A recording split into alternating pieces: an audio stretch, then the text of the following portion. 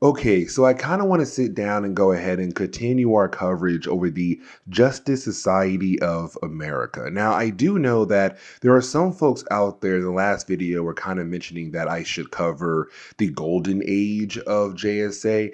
And honestly, I'm not going to do that. I don't know. I kind of feel like the golden age is loved, but not loved enough for me to sit down and make content on that kind of material. So, unfortunately, I may not actually sit down and cover, the golden age comics for JSA. Maybe, just maybe. There could be a chance down the road. But anyways, I kind of want to go ahead and get back into our coverage over more members of the JSA, who had a hard time saying that, post-crisis. Now remember, when it came to DC Comics, in 1986, you had DC give us Crisis on Infinite Earth.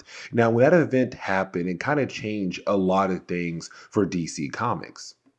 Because for DC, it was technically a reboot because DC sat down and said, hey guys, listen, it's getting a tad bit confusing out there. With the idea of Earth 1, Earth 2, you also have the idea of the multiverse. Like for some fans back in the day, it was getting a tad bit confusing. And so for DC, they say, you know what? It's time for a reboot, a relaunch. And so they gave us Crisis on Infinite Earth. Now, once they did that, they realized, okay, that also means we have to sit down and begin the process of retelling all these different origins for all of these different characters we have in our DC comics. And so for DC, they had also released a series called Secret Origins. Now, Secret Origins was technically used as a way to explore the origin stories of characters post-crisis. Now, when it came to Roy Thomas, he used those books as a way to explore the origin of those characters who were part of the JSA. So like, The Flash, Jay Garrick, or Alan Scott, Green Lantern. And matter of fact, in this video, we're going to sit down and officially talk about the post-crisis origin for Jay Garrick when it came to them trying to reintroduce him into the world of DC Comics after Crisis on Infinite Earth. And so as we get into the opening pages for Secret Origins issue number 9, we're really picking up with the idea of Jay Garrett being well known across the campus, but not really in a good way. Now, guys, mind you real quick, when it comes to the storyline, it does take place back in the 1940s. And the reason why, because when it came to the JSA and all the different characters who were part of the team, when they were officially first made in comics, it was back in the 1940s. So, of course, the storyline would take place way back then. But the reason why I'm bringing that up, because if you're like me, a good old football lover, you see these characters right here wearing these old football outfits, you're like, yeah, that's back in the day, like the 1940s football helmets, the football gear, like that's the old days. But anyways, for Jay Garrett, he's well known across the campus, but like I said, not in a good way, because for him, he wants to impress this girl he has a crush on,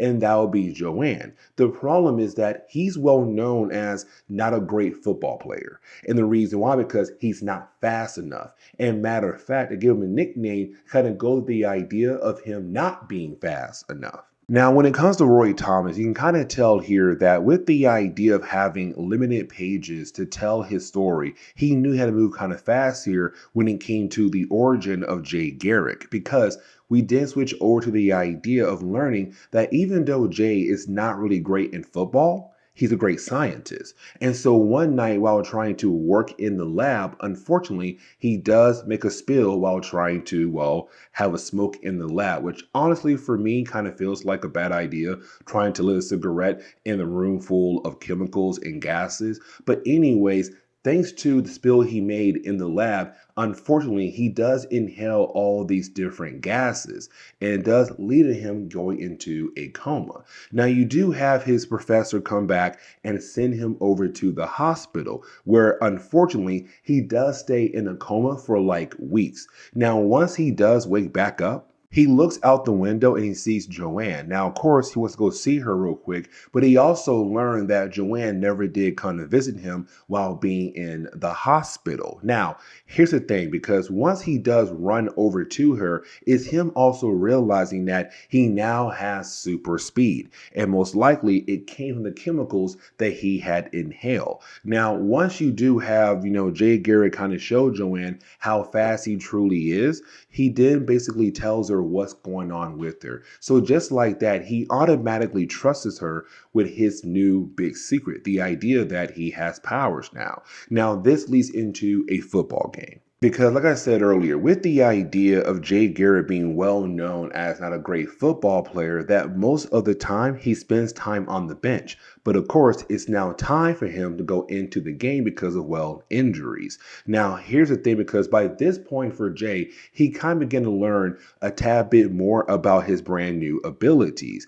But also, he knows he needs to hide his abilities, but he still wants to show off. So what can he do? Just hold back a tad bit when it comes to his brand new super speed. And so this leads into him making a big play in the game to help his team win the game. And of course, everyone is now truly happy about the idea of Jay Garrett because, again, he just helped them win a big game. Now, after being able to win the big game, it's time for graduation. But while going through graduation, you then have Joanne introduce her father, and that will be Major Williams. Now, he will play a major role in this storyline. And the reason why, because he works for the government on the idea of a bomb site research. As a matter of fact, the whole idea of that research becomes very important for the rest of the storyline.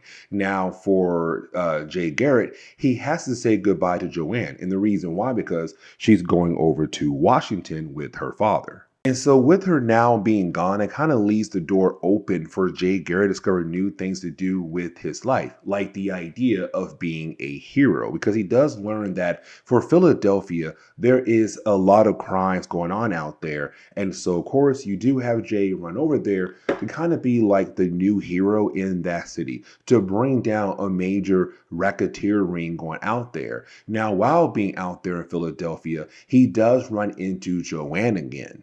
And really, it's more of her coming to Jay Garrett to inform him that her father has been kidnapped by a new group of characters known as the Thoughtless Four. And I kind of hate the name so much, like the Thoughtless Four. Anyways, though, while you do have Joanne tell Jay Garrett about what's going on with her father, one of the members of the Thoughtless Four tries to kill her off because, again, her connection to her father. But it's also her informing Jay Garrett is about the idea of the bomb site research. Now, while they're talking, that one member of the Faultless Four tries to kill her off, but you do have Jay Garrett being able to save her life. Now, the guy who tried to kill her, he believes that he was actually able to shoot her and hit her, so he drives off happy, not really knowing that technically she's still alive.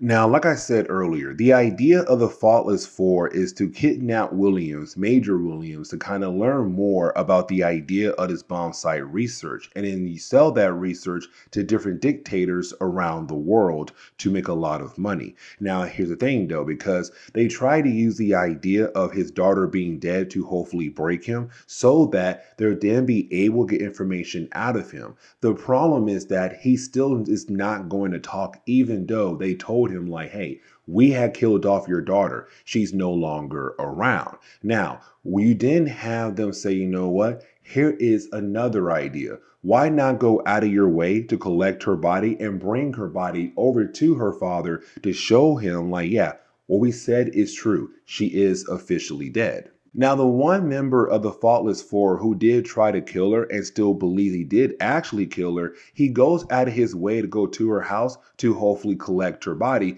to bring her body over to Major Williams. Except when he arrives at her home, he runs into Jay Garrett, who then informs him like, actually, Joanne is alive. And matter of fact, she'll be down here in a minute. And so once he does see Joanne, he begins to freak out and realize that he had failed earlier.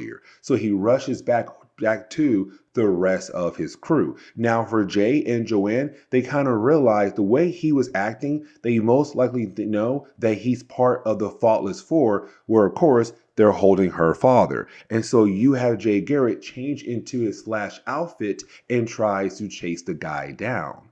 And so once you have Jay Garrett being able to find the base that's currently being used by the Faultless Four, you then have Jay Garrett go out of his way to, well, save Major Williams because he knows that Major Williams must be there as well if these four members are here together. And so once he finds Major Williams, he grabs him and gets the heck out of there. Now, for Major Williams, he did not see Jay Garrett's face, so he has no idea that the Flash, this brand new hero, is technically his daughter's boyfriend. But either way, he's able to reunite with his daughter. Now, for Jay Garrett, his job is not done technically just yet. Now, the next few pages are technically being used as a way to see Jay Garrett bring down the Faultless Four because he realized that or figure out that their next plan is a beach nearby. And so you have Jay Garrett go over to that beach. And we learn here that apparently for the Faultless Four, what they were trying to do was cause a scene here at the beach to kind of bring all police officers over at one location to then give other members of the four the chance to grab Joanne and possibly her father once again. But the thing was, Jay Garrett had learned that they're going to try to attack the beach. And so with him being there, he does transform into the Flash. He stops all the bullets from hitting innocent people and then follows the plane back to the new base of the Faultless Four, where of course a bunch of things go on here, and you do have the Faultless Four being defeated, and one of them is officially killed off by the end of this section. But either way, for Jay Garrett, he's now being well known as a hero by the public, but especially by Joanne's father. And so the last page of this issue, it's really more of us now seeing just Jay Garrett officially joining the JSA, but also kind of hoping that he can inspire other heroes down the road, like Barry Allen and, of course, Wally West. And so this is where we're going to end today's comic book video. So please leave me a like down below and subscribe. But guys, see y'all next time. Later.